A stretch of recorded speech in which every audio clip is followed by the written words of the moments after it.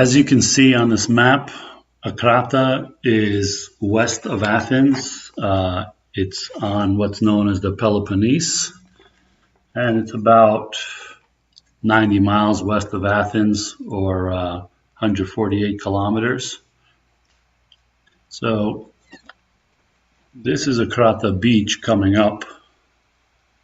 It's later on in the day. It's probably around 6 or 7 o'clock in the evening, so there's not a lot of people on the beach right now because they already did their beach and now they're home taking a nap, taking a shower, getting ready to go out for dinner probably in an hour or so. Akrata is a very small town. It's only about 1,500 people, and the municipality is about 5,000 people, so it's really tiny. The next biggest town is Patra to the west of Akrata, which is about 40 miles west, and that has 213,000 people. It's the third largest city in all of Greece, and basically kind of like the capital city of Western Greece, or the Peloponnese. So as you see, the beach is not really wide, and there's a lot of restaurants lined along the beach here, and so the restaurants own those chairs and umbrellas, and they have waiters that come out, take your order, go back into the restaurant across the street, get whatever you want, and come bring it to you. The good thing about this is there's no charge for the chairs or umbrellas. You're free to use them as long as you order something. Now that could be a, €2 iced coffee or beers or food or whatever you want, but it's a nice change from some other places that, have outrageous, €20 for an umbrella and a chair before you even eat anything. So that's pretty good.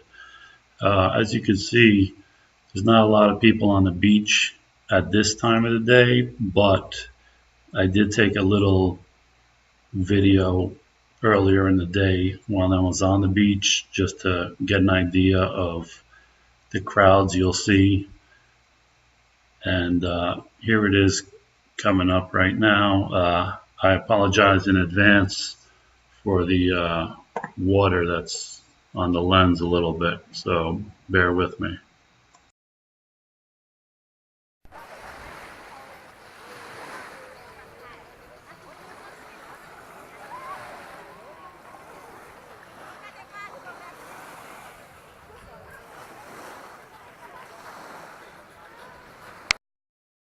So looking at this clip from earlier in the day, you can see that while it is crowded on the beach, it's not super crowded. The streets are not packed like you can see right now.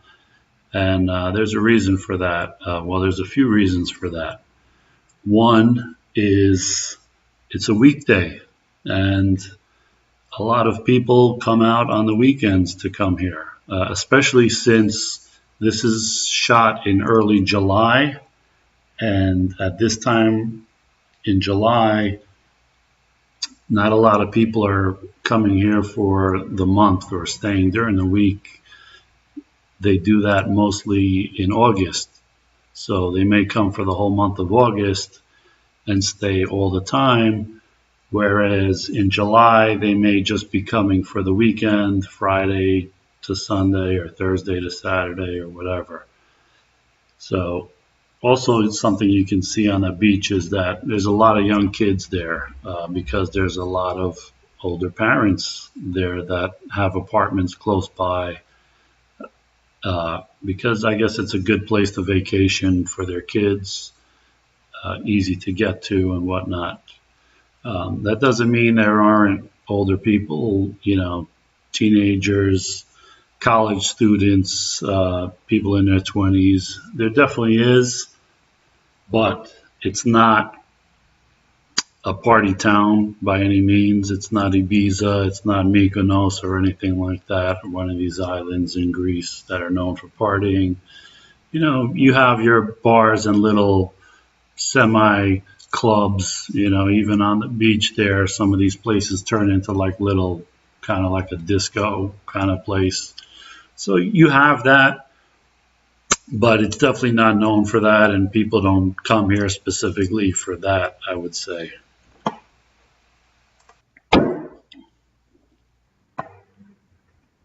Now, about the beach itself, I'll tell you what the pros and cons are from my point of view. Obviously, the water is really, really clear, really clean. You know, there are places you can go in the Mediterranean that aren't that clean or a little murky or whatever, but the water here, you can see right to the bottom, you know, for going out a while. Some things you may not like that much about the beach is the water is colder than usual for that time of year. Uh, Definitely colder than some other places in Greece or maybe on some islands. And that's because a lot of the water is fresh from the rivers and the mountains nearby that empty into this body of water. So it really is some fresh, clean water, but it's colder than usual.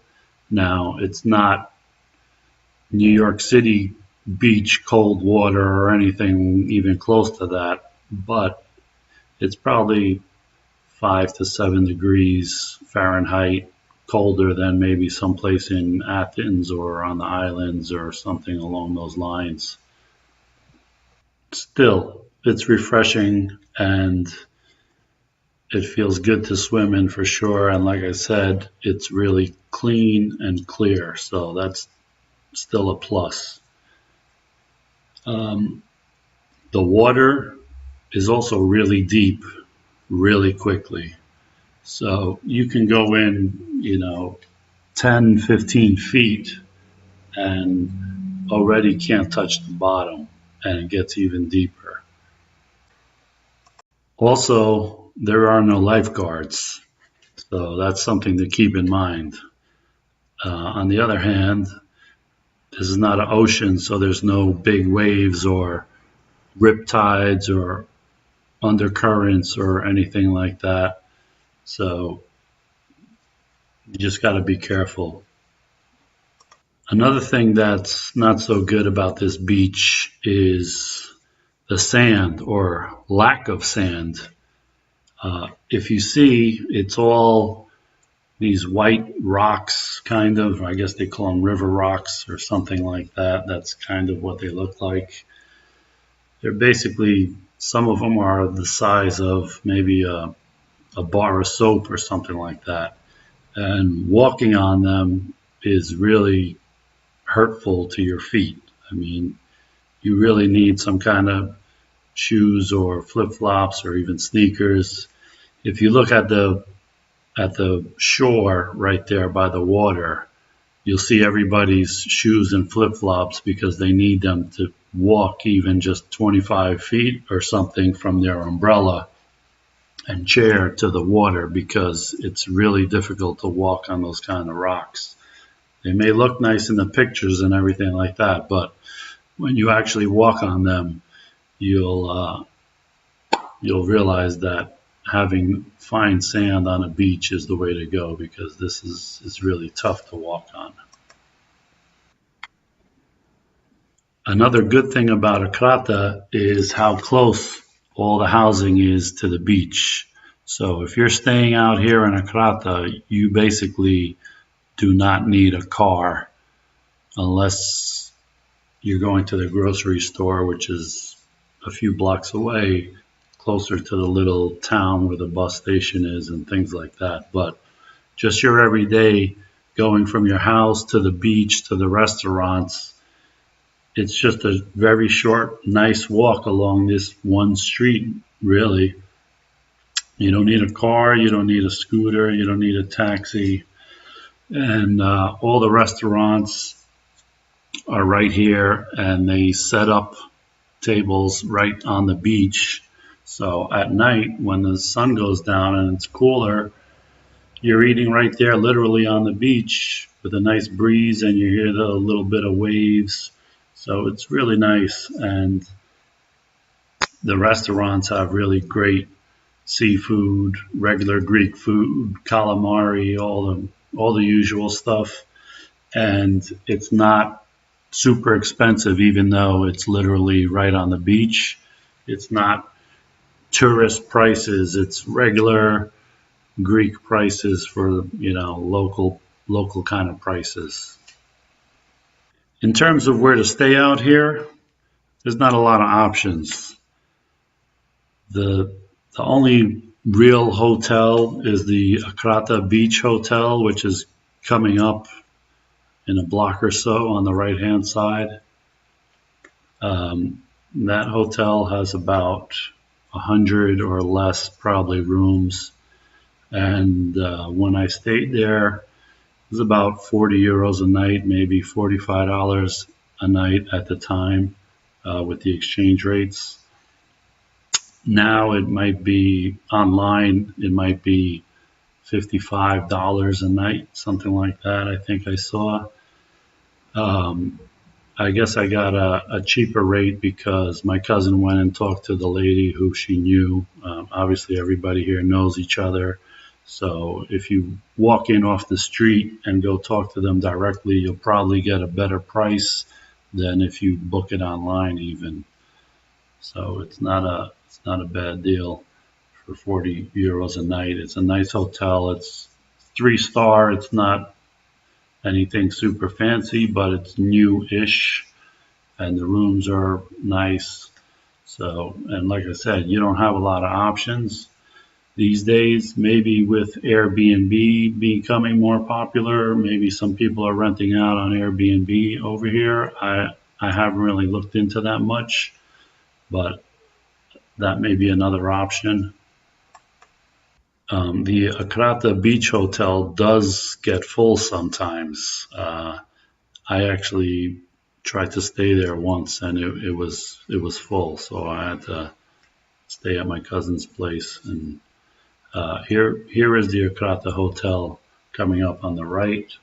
As you can see, it's not super huge, but it's the biggest thing in Akrata probably, and everybody knows it. And anybody who doesn't have relatives to stay with stays there. Like I said, Airbnb is changing that, so I'm sure some of these apartments are going to be rented out on Airbnb, so you can get it that way.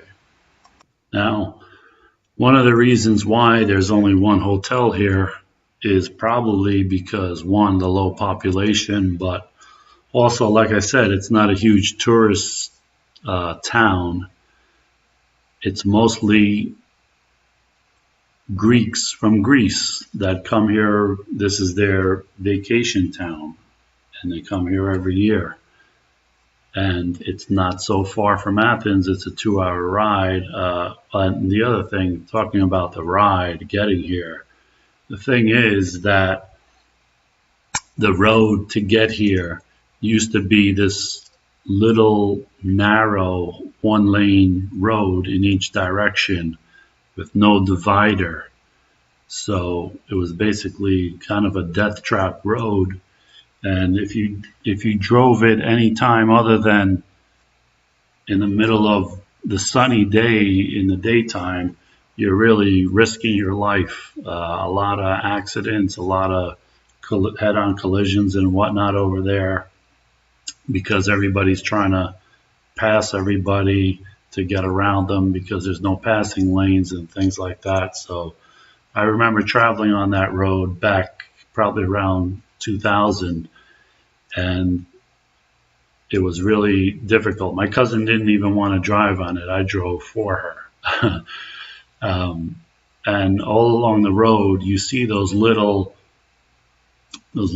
shrines or whatever to the people that died along the road there, had accidents, or and there's a lot of them there. So Anyway, that's changed now.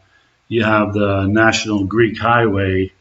I think it's called 8A is the name of it, and it's, I believe, 3 lanes in each direction. It's brand new or newish. It was put in around the time, or started around the time when Greece joined the EU.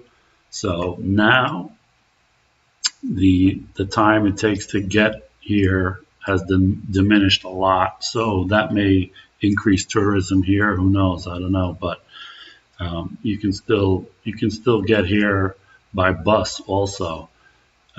There is a bus that goes from the big bus station in Athens, and it goes to Patras, and it stops all along the way at Corinth and all these other beach towns that go along the water there, along the Greek National Highway.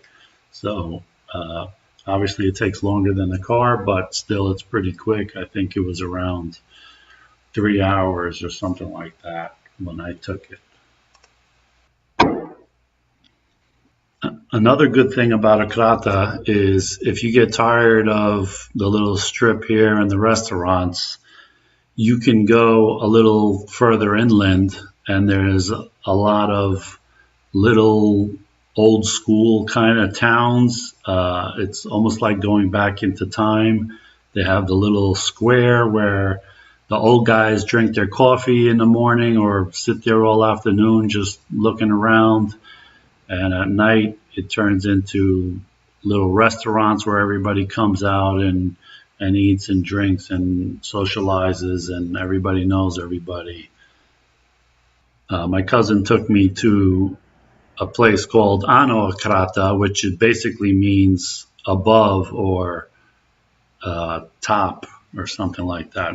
It's Akrata. It's the mountain part of Akrata, so you have to go up in the mountains to get there, and it's one of these small little towns, like I just said, with the square and everything like that. And even there, people still know everybody because I guess some of the people from the beach go up there for a night or two or something like that. So it's really close knit, but very friendly. The service is good, the food is good, the ambiance is good. So it's really something to see, and the views from there are really nice. You know, they go up pretty high, and coming down and going up, you get to see a really nice view from there. My cousin also took me to a place called Trapaza, which literally means bank, and that's probably about 20 minutes from Akrata, and it's really high up on a cliff overlooking the water. It's probably a few hundred feet up. There's really nice views from there. There's restaurants right along the cliff and everything. So it's really something to see. I don't think I took video there. I was there about 2 years ago, but I took some pictures. Uh, Maybe I'll put some video of Ano Akrata and some pictures of Trapaza up, just to give you an idea of what kind of view you're getting from there. So this is the end here, and there's the mountains, and that's pretty much it.